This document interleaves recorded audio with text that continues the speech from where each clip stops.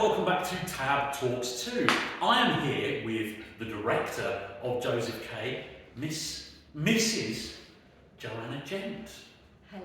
Hello, how are you, my dear? I am fine, thank you. So lovely to see you. Thank you. We're old friends, as in we're friends and we're both quite old. Yes. Yes. So, Joanna, Joesph K, tell me all about it. Tell me about the production.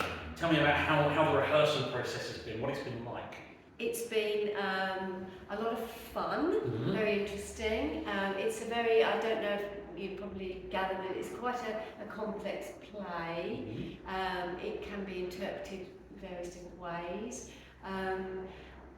It's interesting because it's based on an old classic novel, and a lot of the issues that Joesph K comes across are issues that I think a lot of people today come across. So I think the audience are going to understand when he comes across institutional type problems. It has been a lot of fun because Tom Basden's a brilliant writer, and he's made a very, very comic adaptation of it. So that leads me into my next question. Is I've asked the others this, and people are probably getting bored of this question, but I'm fascinated to know what makes people tick, especially Peter and Maddo, about Tom Basden. Why do you like his writing so much? What makes you want to keep exploring more of his material? At first, because Roger gave me the script for Parties some time ago, and I read that and absolutely loved it. And then that's about a political party. That's about political party, and then it was on radio quite a lot. And then I have seen more of Tom Basden's work and his acting as well, because he was in Afterlife. Yeah. He had his own comedy series, Here We Go, that was aired not that long ago. He's written for Fresh Meat and Plebs. Plays lots of bit parts in comedy shows, doesn't he? But you can see if you read the script, it sort of oozes Tom Basden, and you can see him in it, and you can see him doing some of the various characters. It's just so dry. Yeah, he's got his finger on the pulse in terms of today's society, but also of my sort of generation, where we've just got, we're at that funny age where we are sort of today's modern society, but we're still hunkering for life 20 years ago a little bit. Yeah. So there's a lot of niche references, isn't there? There are, and he wrote it in 2010. Right, okay. We're kind of dating it as of today's date. Yeah. A lot of it is still relevant. Yeah, but it's amazing how the world has shifted in the last decade, sort of, financially, politically, from theatrical perspectives and so forth. So, the rehearsal process. Yes. Now, nobody has said anything bad about you at all, which is good. How do you feel? How much do you pay them? Well, quite a lot actually. I'll send you an invoice. How do you feel the rehearsal process has gone in terms of what do you want from a cast when they come into it, regardless of whether you know them? They're a blank canvas. These are your guys in your show. What do you want from them? What do you expect from them? I expect commitment, and I expect them to work as hard as they possibly can. The most important thing is to be adaptable and flexible and able to learn and listen to what I'm saying, listen to what everybody else is saying. They need to grow. So it's kind of an organic process. The way I kind of direct, so that a cast member might say, well, what about this? And it's like, we haven't thought about that, that's a good idea. Or somebody might say, I'm going to try this, I'm going to try this with an accent, I'm going to try this with something else. And so it sort of grows as a whole. Sure, they have said that you're quite willing to adapt. So if they've got an idea, they come to you, or put something in the WhatsApp group and let's explore it at the next rehearsal, which I think is wonderful, a wonderful thing to do as a director. Because you can work with some directors, which I'm sure you have, who have got a very sort of staunch idea of how they want things to be. And that sometimes can be not fun. It takes the fun out of it. It does, and also if you've got, it's like the whole thing about, a team, there's no I in team, because a team will always produce more than the sum of the individuals. Mm. So however brilliant a director might be, if you don't listen to what your class is telling you, you're not going to get the best out of it. Sometimes there's the odd opinionated Sometimes person, well, isn't there, indeed, that you have to indeed. rein in a little Indeed. bit, you know, but then, and that person's not too far away from me.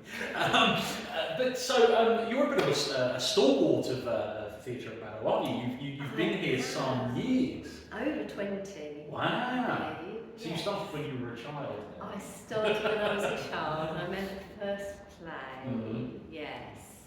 And your mother was also a member of She theatre. was. at Barrow. I joined because she'd done habeas corpus. Mm. Mm. And how many other bits and pieces have you directed here? Blue Remembered Hills was Mhm. probably the first one. Last of the Red Hot Lovers.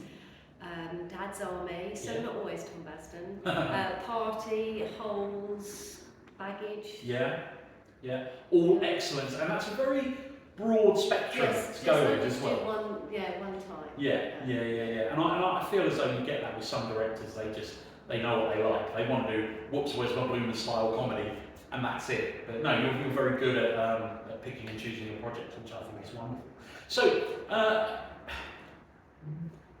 Give me a good reason. Say if I was a member of the public and I'm having a chat to you in the bar afterwards, I've just seen the show. Give me a good reason to want to join Theatre at Barrow. Why would I want to be part of Theatre at Barrow? Say I've got a small theatrical flair inside me, and you're trying to ignite that. What would you say to get me involved? How would you bring me in? I think by kind of inviting them to come to the next read through, invite them to get involved. Maybe you know a social function so they can get to know people, because we are really a warm big bunch of people, and I think that some people might be scared. I've been, I wouldn't maybe want to join the local drama clubs. I didn't know anybody, and what if they don't talk to Sure. me? It's like all this, but we've had lots of people that have stepped through the door and taken that step, and I think we are very warm and welcoming, and I think people enjoy it. And it's not just the, even if you're just doing one small thing, you're making connections with people, and it's all about making connections with the community that help people. I think the readings is something that we haven't quite touched upon, but I think they're a wonderful way of getting people involved. And actually, we have had people in the past that have just wanted to come for the summer play readings, and then all of a sudden they're in something again, and before you know it, a decade's gone by, and they're a staunch member. How would someone go about getting involved with Theatre at Barrow? They can contact us at our Theatre at Barrow community Facebook page. Yes. We're also on Instagram. And there'll be links to those. There'll be links to the Instagram. If you can do this, and then that, no, keep doing it. There'll be links to those at the bottom of the page. Oh. Yeah. You can stop doing it.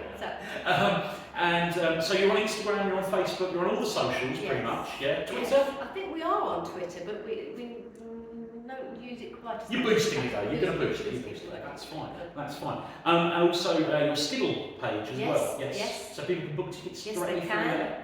Excellent. And there is a box office telephone number as well, for people who just want to call and don't use the internet. Which will also be available in the link as well.